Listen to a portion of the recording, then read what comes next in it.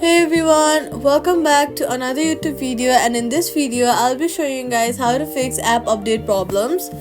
First of all, check your storage space. Go to your settings app, search for iPhone storage and check if you have sufficient storage.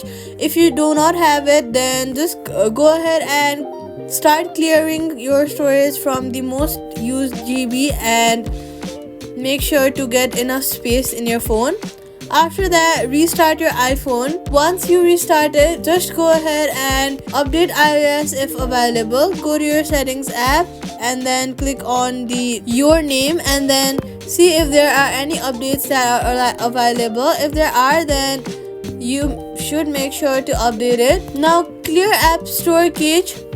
Tap 10 times. You can do it by that.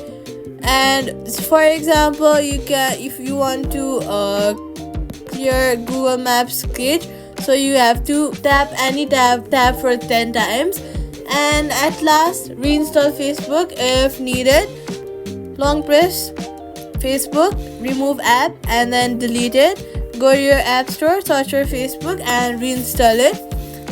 Safety tip: only update apps from the official app store. Quick fix: switch from Wi-Fi networks to speed up download.